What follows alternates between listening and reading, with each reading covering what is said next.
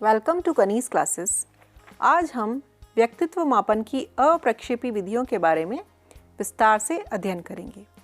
अप्रक्षेपी विधियों को पढ़ने से पहले हम व्यक्तित्व मापन की विधियों को एक चार्ट के माध्यम से समझ लेते हैं। मनोवैज्ञानिकों ने इन विधियों को दो वर्गों में विभाजित किया है। पहली है अप्रक्षेपी विधियाँ और दूसरी है प्रक्षेपी विधियाँ। नॉन प्रोजेक्टिव मेथड्स और प्रोजेक्टिव मेथड्स। यहाँ देखिए, जो अप्रक्षेपी विधियाँ होती हैं ना, वो संबंधित होती हैं चेतन मन से। और पहली है अप्रक्षेपी विधियाँ और दूसरी है प्रक्षेपी विधियाँ। नॉन प्रोजेक्टिव मेथड्स और प्रोजेक्टिव मेथड्स। यहाँ देखिए, जो अप्रक्षेपी विधियाँ होती हैं ना, वो संबंधित होती हैं चेतन मन से। और प्रक्षेपी विधियाँ वो संबंधित होती हैं अचेतन मन से। हम यहाँ पर अप्रक्षेपी विधियों के बारे में अध्ययन करेंगे। अप्रक्षेपी विधियों में सबसे पहले आती हैं आत्मनिष्ठ विधियाँ, वस्तुनिष्ठ विधियाँ और मनोविश्लेषणात्मक विधियाँ। आत्मनिष्ठ विधियाँ सबसे पहले इसके अंतर्गत आएंगी आत्मकथा, ऑटोबायोग्राफी, प्रश्नावली, क्वेश्चनेयर, परिसूची, इन्वेंटरीज, व्यक्ति इतिहास, केस हिस्ट्री और साक्षात्कार, इंटरव्यू। वस्तुनिष्ठ विधियों के अंतर्गत सबसे पहले आएगी निरीक्षण विधि या प्रेक्षण भी कहते हैं हम इसको, ऑब्जर्वेशन। उसके अलावा समाजमिति, सोशियोग्राम मेथड, निर्धारण मापनी, रेटिंग स्केल, निष्पादन परीक्षण, परफॉर्मेंस टेस्ट और परिस्थिति परीक्षण। इसके बाद मनोविश्लेषणात्मक विधि, साइको एनालिसिस मेथड। इसमें सबसे पहले आएगी मुक्त साहचर्य परीक्षण, फ्री एसोसिएशन टेस्ट, स्वप्न विश्लेषण, ड्रीम एनालिसिस। इस प्रकार से ये सारी विधियाँ अप्रक्षेपी विधियों के अंतर्गत आती हैं। अप्रक्षेपी विधियों के बाद हम देख लेते हैं प्रक्षेपी विधियाँ। ये कौन कौन सी होती हैं? सबसे पहले यहाँ पर देखिए, रोशा शाही डब्बा परीक्षण, इंक ब्लॉट टेस्ट। फिर है प्रसंगात्मक बोध परीक्षण, थीमेटिक एपर्सेप्शन टेस्ट, इसको हम कहेंगे TAT। कहानी या वाक्य पूर्ति परीक्षण, सेंटेंस कंप्लीशन टेस्ट। बाल अंतर्बोध परीक्षण, इसको हम कहेंगे चिल्ड्रन एपर्सेप्शन टेस्ट। और लास्ट वाली है खेल व नाटक विधि परीक्षण। इस प्रकार से हमने देखा कि अप्रक्षेपी और प्रक्षेपी विधियाँ कितनी प्रकार की होती हैं। आज हम अप्रक्षेपी विधियों के अंतर्गत आने वाली आत्मनिष्ठ विधियाँ या सब्जेक्टिव मेथड के बारे में पढ़ेंगे। ये क्या होती हैं? व्यक्तित्व का मूल्यांकन व्यक्ति को देखकर या उससे पूछकर या उसके बारे में अन्य व्यक्तियों के विचारों को जानकर इसके अंतर्गत किया जाता है। और इसमें आज हम जो पढ़ेंगे वो है आत्मकथा विधि, प्रश्नावली विधि और परिसूची। इन तीनों के बारे में हम इस वीडियो में विस्तार से अध्ययन करेंगे। अब हम पढ़ लेते हैं आत्मनिष्ठ विधियाँ। इसमें सबसे पहली विधि है आत्मकथा विधि। इसको इंग्लिश में हम कहेंगे ऑटोबायोग्राफी। इसका अन्य नाम है अंतर्दर्शन विधि या आत्मनिरीक्षण विधि। इसको हम समझेंगे कि ये विधि क्या है। जब व्यक्ति स्वयं अपने जीवन कथा अपने आप लिखता है तो इस प्रकार लिखी हुई रचना क्या कहलाती है? आत्मकथा कहलाती है। इस विधि का दर्शन जॉन लॉक ने दिया है तथा इसके जन्मदाता विलियम वुंट तथा टिचनर हैं। यहाँ पर याद रखने वाली बात है कि आत्मकथा विधि के जन्मदाता कौन कहलाते हैं? विलियम वुंट तथा टिचनर। यह एक प्राचीन विधि है और यह वैज्ञानिक विधि नहीं है। क्यों नहीं है? क्योंकि आत्मकथा विधि को व्यक्ति स्वयं लिखता है। आगे देखिए, इस प्रकार की आत्मकथाओं के माध्यम से व्यक्ति विशेष की विशेषताओं से परिचित हुआ जा सकता है तथा उसके व्यक्तित्व के संबंध में धारणा बनाई जा सकती है। इसके हम एग्जाम्पल देख लेते हैं। महात्मा गांधी द्वारा लिखी हुई सत्य के साथ मेरे प्रयोग, माई एक्सपेरिमेंट विथ ट्रुथ, और जवाहरलाल नेहरू द्वारा लिखी गई भारत की खोज, डिस्कवरी ऑफ इंडिया। अब हम पढ़ते हैं प्रश्नावली विधि, क्वेश्चनियर मेथड। क्वेश्चनियर मेथड के प्राचीन प्रवर्तक सुकरात हैं। ये यूनान के रहने वाले थे। शिक्षा में इस विधि के प्रवर्तक वुडवर्थ हैं। सन 1918 में अमेरिका में इस विधि की इन्होंने शुरुआत की। प्रश्नावली प्रश्नों की एक श्रृंखला है जिससे व्यक्ति के व्यवहार के किसी भी पक्ष का मापन किया जा सकता है। हम व्यक्ति के जिस पक्ष का मापन करना चाहते हैं उससे संबंधित प्रश्नों को प्रश्नावली में शामिल कर दिया जाता है।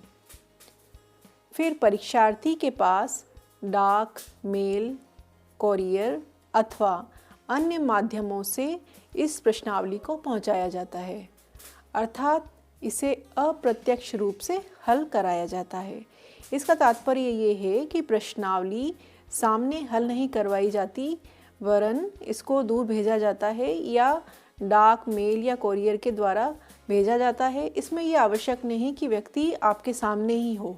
व्यक्ति कहीं अन्य जगह बैठकर भी प्रश्नावली के प्रश्नों का उत्तर दे सकता है।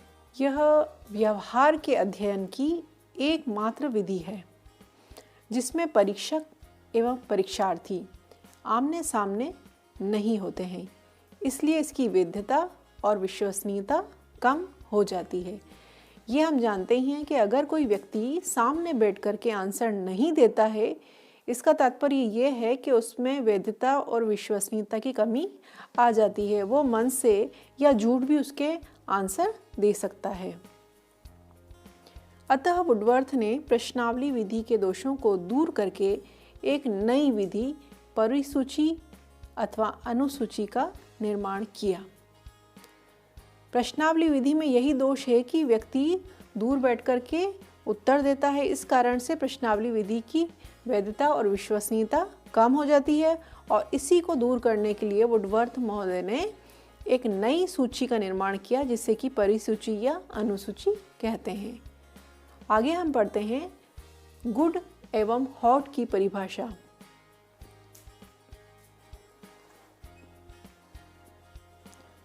गुड एवं हॉट सामान्यतः प्रश्नावली से प्रश्नों का उत्तर प्राप्त करने के लिए प्रयुक्त साधन का बोध होता है, जिसके लिए एक फॉर्म का उपयोग किया जाता है। इसे जिससे उत्तर प्राप्त किए जाते हैं वही भरता है। इस परिभाषा से स्पष्ट है कि एक फॉर्म या प्रपत्र में कुछ आवश्यक प्रश्नों के उत्तर हमें भरने होते हैं। अब इसमें एक महत्वपूर्ण बात है कि प्रश्नावली विधि को क्या कहा जाता है। इसको कागज़ पेंसिल परीक्षण भी कहते हैं, क्योंकि इस विधि में कागज़ और पेंसिल का प्रयोग किया जाता है।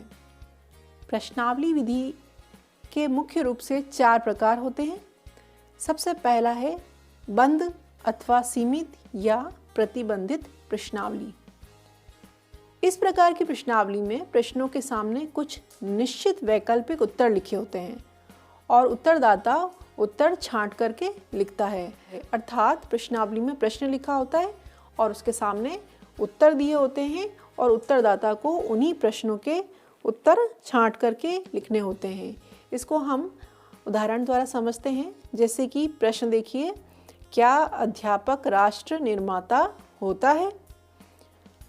अ सहमत, ब असहमत, स पूर्ण रूप से सहमत, द पूर्ण रूप से असहमत और न सहमत और न ही असहमत।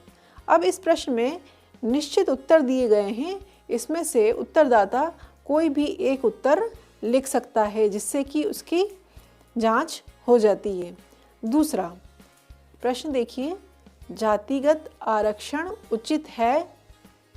सामने आंसर दिया हुआ है हाँ अथवा नहीं। इन दोनों में से उत्तरदाता को कोई एक उत्तर देना होता है। अगला हम पढ़ेंगे खुली, असीमित या अति प्रतिबंधित प्रश्नावली। इसके अंतर्गत सूचनादाता को अपने विचारों को खुलकर प्रकट करने की स्वतंत्रता रहती है। इसको हम उदाहरण द्वारा समझते हैं। जैसे कि प्रश्न दे रखा है, महिला का सशक्तिकरण कैसे हो सकता है? इसमें उत्तरदाता पूरी तरह से अपने विचारों को खुल करके प्रकट करता है। दूसरा प्रश्न देखिए, पंचायती राज में महिलाओं की भागीदारी कैसी रहेगी। ये दोनों ही प्रश्न इसी प्रकार के हैं कि उत्तरदाता के सामने कोई निश्चित उत्तर नहीं रखा जाता और उसको अपने विचारों को प्रकट करने में स्वतंत्रता। अगली देखिए, चित्रमय प्रश्नावली। इस तरह की प्रश्नावली में संभावित उत्तर चित्र द्वारा प्रकट किए जाते हैं। जैसे, आप नगर या गांव में कहाँ रहना पसंद करोगे, तो इसके आगे नगर या गांव का चित्र दे दिया जाता है जिसमें उत्तरदाता को राइट आंसर लगाना पड़ता है। इस प्रश्नावली की महत्वपूर्ण बात यह है कि चित्रमय प्रश्नावली एकमात्र ऐसी प्रश्नावली की विधि है जिसमें कि अनपढ़ भी इसका प्रयोग कर सकते हैं। चौथी प्रश्नावली है मिश्रित प्रश्नावली। इसमें सभी प्रकार की प्रश्नावलियों की विशेषताएं आती हैं। इसमें स्पष्ट व सटीक उत्तर के साथ साथ उत्तरदाता को स्वतंत्र विचार प्रकट करने की भी स्वतंत्रता दी जाती है। अब हम देख लेते हैं प्रश्नावली विधि के गुण। सबसे पहले है, प्रश्नावली विधि में समय की बचत होती है। अधिक व्यक्तियों की परीक्षा एक साथ संभव हो सकती है। इसमें खर्च भी कम आता है क्योंकि इसमें अधिक कर्मचारियों की आवश्यकता नहीं होती है। साक्षात्कारकर्ता का पूर्वाग्रह नहीं होता है और प्रश्नावली सुविधाजनक समय व सुविधा अनुसार भरते हैं। अगला हम देख लेते हैं प्रश्नावली विधि के दोष। प्रश्नावली विधि में पक्षपात संभव हो सकता है। उत्तरदाता जो है वो उत्तर को छोड़ता है या गलत भी उत्तर दे सकता है। उसमें वो स्वतंत्र होता है क्योंकि प्रश्नदाता उसके सामने नहीं बैठा होता है। यह विधि शिक्षित लोगों के लिए अधिक उपयोगी होती है। कई बार ऐसा होता है कि प्रश्नावली अधूरी रहने की भी संभावना होती है। लापरवाही से उत्तर देने की संभावना भी इसमें होती है। उत्तर का ज्ञान न होने पर भी इसमें उत्तर देने की संभावना होती है। तो अब ये देखिए, ये हमने सारे प्रश्नावली विधि के गुण एवं दोष पर एक नज़र डाली।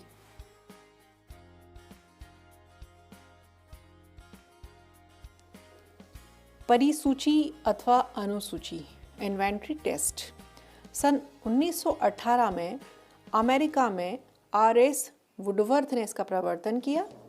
प्रश्नावली की वैधता तथा विश्वसनीयता कम होने पर वुडवर्थ ने परिसूची का निर्माण किया।